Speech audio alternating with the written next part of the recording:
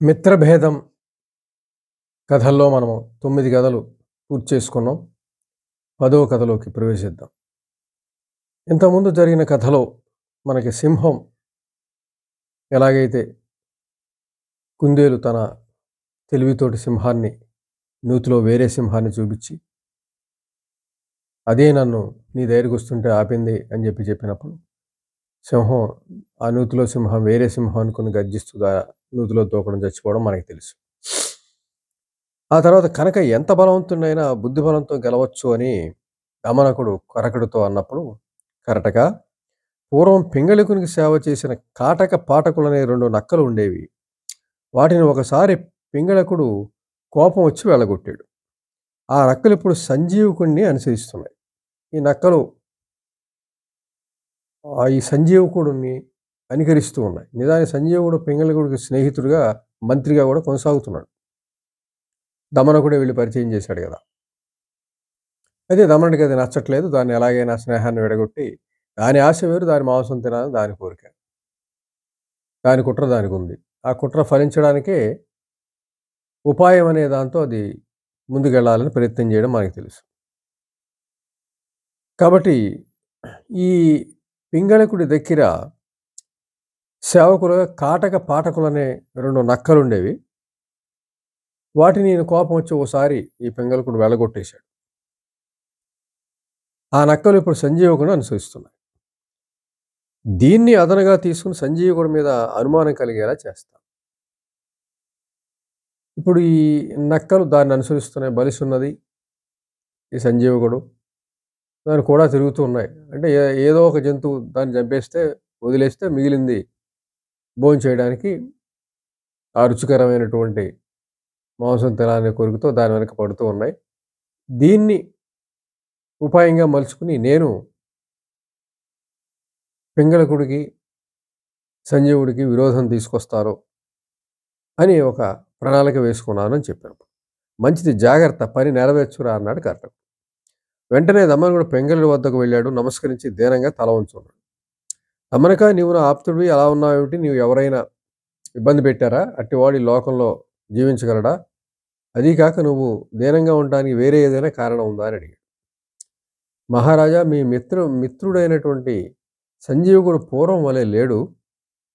అతనికి రాజ్య దాహం పుట్టింది. మిమ్మల్ని ఈ పదవి నుంచి తప్పించి ఆయనే ఈ అడవికి రాజు కావాలనే ఉద్దేశంతో ఉన్నాడు అని చెప్పాడు. సంజీవకుడికి నేను ఎంతో గౌరవం ఇచ్చాను, మంత్రి పదవి ఇచ్చాను, నాకు నమ్మక ద్రోహం చేస్తాడంటావా అంటూ పింగళకుడు అనుమానంగా అడిగాడు. అవును మురుగరాజా, మంత్రి పదవిలో ఉన్నవారు చెప్పిందే మహారాజులు ఎక్కువ నమ్ముతారు. నేను నిజం చెప్పక తప్పదు. పామును కాలుతో తన్నినా తల మీద పెట్టుకుని పూజించిన కాటు వేయక తప్పదు కదా. అలాగే సంజీవకుడు కూడా తన పాడుబుద్ధిని వదలలేదు. మంత్రి పదవి ఇచ్చిన మిమ్మల్నే పదవిలోంచి తీసేసి తాను రాజు కావాలని ప్రయత్నిస్తూ ఉంది. మీరు వెళ్ళగొట్టినటువంటి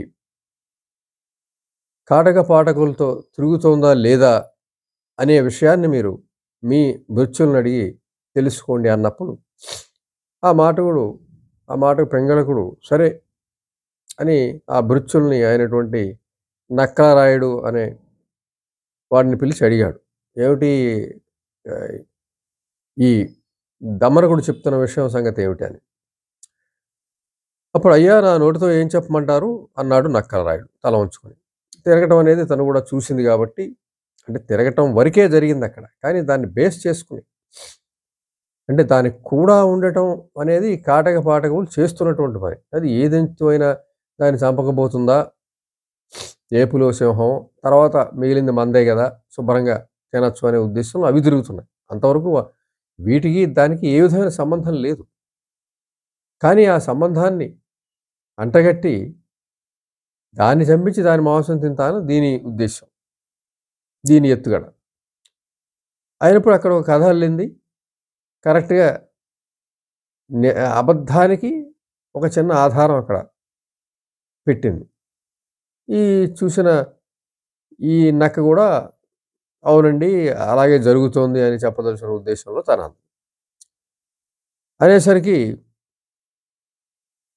వెంటనే పింగళకుడు అనుకున్నాడు. ఓహో! దమనకుడు చెప్పింది నిజమేనన్నమాట. అయితే వెంటనే సంజీవకుడిని వెళ్ళగొడతాను అన్నాడు. అలా చేస్తే సంజీవకుడు మీ మీద ద్వేషం పెరుగుతుంది. వెంటనే ఏదో ప్రతీకారం చేయాలని చూస్తాడు కాబట్టి అది కాదు ఉపాయం. వాడు నాకు అపకారం చేస్తాడా? అని చెప్పి పింగళకుడు అన్నాడు. ఏమో అతని స్వభావం ఎలాంటిదో కదా! స్వభావం తెలియకనే అతనికి మీ దగ్గర స్థానం ఇచ్చారు. కష్టం తెచ్చిపెట్టి ఉన్నారు. పూర్వం ఒక నల్లి స్వభావం తెలియక చోటిచ్చిన ఒక పేను తన ప్రాణాన్నే పోగొట్టుకుంది. ఆ కథ చెబుతాను వినండి అంటూ దమనకుడు మరొక కథ పింగళకుడికి చెప్పడం మొదలుపెట్టాడు. ఇక ఇంతవరకు జరిగినటువంటి కథలో మనం తెలుసుకోవాల్సిన నీతి గురించి ఆలోచించినట్లయితే ఈ ఆహ్, దమనకుడు ఒక ఉపాయంతోటి ఎలాగైనా సరే ఈ సంజీవకుడిని పింగళకుడితో చంపించాలి. దాన్ని తినాలి. అది దాని ఉపాయం. ముందే ప్లాన్ చేసుకున్న ప్రకారం అది అవకాశం కోసం ఎదురు చూస్తుంది. సరే ఈ కాటక పాఠకులు అనేవాళ్ళు ఆ సంజీవకుడి వెంట తిరగడం, ఏ విధమైన సంబంధం లేకపోయినా దానికి ఒక కథ అల్లి, ఒక కుయుక్తి అల్లి పింగళకుడికి చెప్పినప్పుడు అది నమ్మడానికి తగ్గ ఆధారాలు చూపించింది. నిజానికి ఆ కొద్ది ఆధారం తోటే పింగళకుడు నమ్మడం జరిగింది. నిజానికి అంతకన్నా వాస్తవంలోకి ఆహ్, వెళ్ళదలుచుకోలా. ఎంచేతంటే తనకి జరుగుతున్నది చెబుతున్నది కదా! అనే ఒక ఉద్దేశంలో. కానీ ఇక్కడ మనం వాస్తవంగా మనం గమనించవలసింది అంటే కంటికి కనిపించింది, విన్నది అసలు నమ్మకూడదు. కంటికి కనిపించి సగమే నమ్మాలి అన్న విషయం మనకొచ్చినట్లయితే నిజానికి తను విన్నది మాత్రం ఇంతవరకు తన కంటితో చూడలేదు పింగళకుడు. ఆ విధంగా తిరగడము చూడలేదు, ఏం చేయలేదు. వేరే భృత్యుడు చెప్పడం విన్నాడు. తనంతట స్వయంగా తెలుసుకోవడానికి ప్రయత్నం చేయలేదు. ఇక్కడ ఆ ప్రయత్నం జరగాలి అనేది మనం తెలుసుకోవాల్సిన నీతిగా మనం భావించొచ్చు. అంటే ఏదైనా సరే విన్నది పూర్తిగా నమ్మకుండా పింగళకుడు, సరే దాని గురించి నేను ఆలోచిస్తాను అని చెప్పి దానికి సంబంధించినటువంటి సమాచారాన్ని ప్రయత్నం చేసి ఉన్నట్లయితే సరైన సమాచారం ఏ విధమైనటువంటి సంబంధం సంజీవకుడికి, ఆ కాటక పాఠకుడికి లేదనే విషయాన్ని తెలిసుండేది. కానీ అలా జరగల. ఇక్కడ ఆ యుక్తిలో అది పడిపోయింది. ఆ కుయుక్తిలో ఈ దమనకుడు వేసిన ఉచ్చులో చెప్పాలంటే ఈ పింగళకుడు పడిపోవడం జరిగింది. అంచేత ఇక్కడ మనం తెలుసుకోవాల్సిన ఏంటంటే ఏదైనా సరే నిజానికి నిజం అబద్ధాన్ని నమ్మడానికి కొంత నిజం ఉండే అవకాశం ఉన్నప్పటికీ కూడా దాన్ని అనుమానించాల్సిన అవసరం ఉంది. మన జీవిత సంఘటనలో కూడా ఎక్కడైనా మనకి యుక్తిపరంగా ఎవరైనా మనకి పిల్లల దగ్గర నుంచి పెద్దవాళ్ళకి కూడా అబద్ధం చెప్తున్నప్పుడు కొంత నిజాన్ని అందులో పెట్టే అవకాశం ఉంటుంది. కొంత ఆధారం ఉండాలి కదా! ఏదో కొంత చిన్న ఆధారం చూపించగలిగితే మొత్తం అంతా నమ్మే పరిస్థితి ఉంది ఇక్కడ. కాబట్టి ఆ రకంగా విన్నది ఏమాత్రం నమ్మడానికి ఎంత అవాస్తవంగా ఉందో మనం ఈ కథ ద్వారా నేర్చుకున్నాం. కాబట్టి విన్నది పూర్తిగా నమ్మకుండా దానికి సంబంధించి నిజమైనటువంటి ఆధారాలు ఏదో వినిపించి ఏదో కొంతవరకు ఆధారాలు కాదు.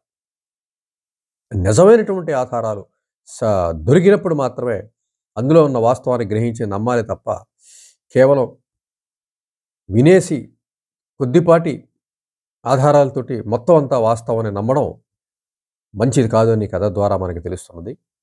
మరొక మంచి కథతో మనం వచ్చే వారం ముందుకెళ్దాం.